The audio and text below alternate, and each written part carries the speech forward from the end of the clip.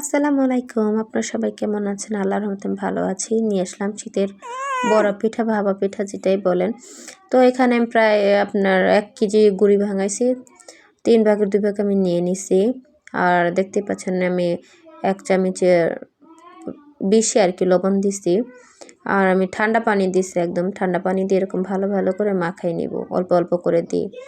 দেখতে পাচ্ছেন এরকম মুঠ হয়ে যেতেছে, আবার ভেঙে গেলে এরকম ঝুরা হয়ে যেতেছে। ঠিক এরকম যখন হয়ে আসবে তখন মনে করবেন যে না আপনার বড়া পিঠার ডোটা হয়ে গেছে। আর এরকম জালি দিয়ে ভালো করে ঘষে ঘষে আপনারই করবেন, যে গুঁড়িটা হবে সেটা দিয়ে আমরা পিঠা বানাবো। আর গুড় প্রায় 5 কেজির মতো গুড় আনছি আমি, অর্ধেকটা ভেঙে আনছি। এখানে প্রায় 1 কেজি পরিমাণের একটা পাটা, অর্ধেকখানি মানে পুরোটাই 2 কেজির অর্ধেক করলে 1 কেজি হয়েছে এরকম, মানে ভেঙে আনছি। তারপর আমার বাচ্চা কাটতে পারতেছিল না ওজনের চোটে। পরে আমি এখানে যেহেতু বড় পিঠা বানাবো, তো আমার পাতিল কিনে পাওয়া যায় একটি একটি করে, একটা পাতিল থাকে যেগুলোর মধ্যে সিল ভরে। আমি সেটা না কিনে আমার এরকম আমার হাজব্যান্ড কিনে দিছে আমাকে, যে একসাথে 3টা করে দিলে ভালো হবে। তো আমি আটা এখন রুটির মতো করে মাখে আমি চারপাশে লাগাই নিছি যেন হাওয়াটা ভেরে না যায়। তো আমি এইভাবে প্রথমে যে ভাপা পিঠা বানাই সেটার মধ্যে আমি গুঁড়ি নিয়ে কিছু গুড় দিয়ে আবার গুঁড়ি দিয়ে আবার কিছু গুড় দিয়ে আমি বানাই নিব। আমার নারকেল ছিল না, যার আছে সে দিবেন, কিন্তু আমার নারকেল দিলে খেতে ভালো লাগে, কিন্তু অনেক গ্যাস্ট্রিকের সমস্যা করে আমার প্রচুর পরিমাণ গ্যাস্ট্রিক। এর জন্য আমি যে জিনিসটা গ্যাস্ট্রিক বেশি সেই জিনিসটাই মানে খাই না, খাই খুব কম মাপের খাই। তো দেখতে পাচ্ছেন আমরা একটু হয়ে গেলাম, মানে একসাথে আমি 3টা বানাবো। আমি 3টাই দেখাই দিব যে কীভাবে আমি বানাইছি। আমি আরেকটা বানাবো, দেখতে পাবেন। সেমভাবে আমি কিছু গুঁড়ি দিয়ে এদিক ওদিক একটু ছড়াই নিব, তার মাঝখানে আমি গুড় দিব। আমার কোলে আমাদের বেবিটা বসে আছে, সেও আমার সাথে কথা বলতেছে। দেখতেই পাচ্ছেন আমি দ্বিতীয় লেয়ারটা করলাম। এখন আমি আবার গুড় দিয়ে চারদিকটা কভার করে দেব।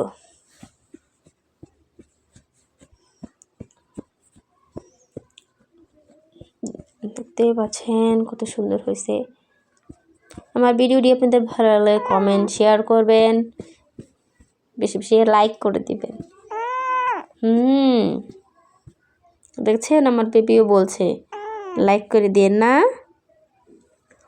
তো দেখতে পাচ্ছেন আমি 2টি করে নিয়েছি, আমি সম্পূর্ণ 3টি করছি। কীভাবে দেখাবো, এটা মানে চুলার তাও লেগে গেছিলো। আমি পিঠাগুলো বানালে আগে এটা গরম করতে হয়, আমি দেখছি কেন করে আসলে আমি জানি না, কিন্তু করে সেটা আমি দেখছি, তো আমিও করি আর কি। হয়েছে, কথা বলে না। পরে ভাবে কি পাখি কথা বলে না। এভাবে করে নিব। দেখতে পাচ্ছেন আমার পিঠা কথা কথা বলে। তুমি খাইছিলা পিঠা? খাও নাই?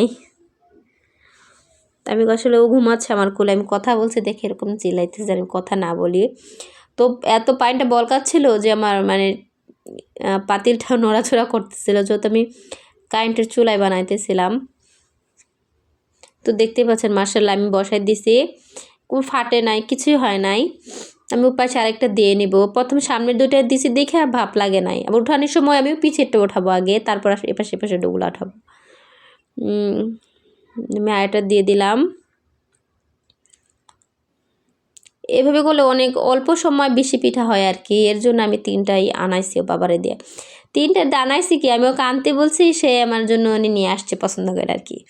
সে আমার জন্য আরও আনছে চিতি পিঠারও অনেক, মানে পাতিল আনছে 5টা করে থাকে না, সেটি আবার ঢাকনা সহ। তো দেখতে পাচ্ছেন হয়ে গেছে। আমি একে দেখছেন আমি আগে কোনারগুলো নামাবো, কারণ গরম ভাপ উঠতেছে। আর এই যে কাপড়গুলো না, যখন আমাদের কিচেন রুম আমি নতুন করে দিছি তখন রং করার জন্য তখন না এরকম গোস্ত কাপড় আনছে। হ্যাঁ, যখন আনাইছি তখন সাথে আমিও ছিলাম ওর আব্বুর সাথে। আমার আয়শা আমার মেয়ের নাম, ছোটো মেয়ের নাম, বড় মেয়ের নাম ফাতেমা। তো ফাতেমার আব্বু বলে ডাকা হয় বেশি।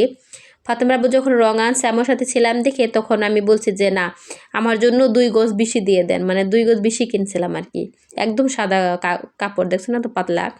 তো পিঠা আমি কিছু কিছু আমার ফ্যামিলির মানুষগুলো দিব, কিছু ভাইকে দিব,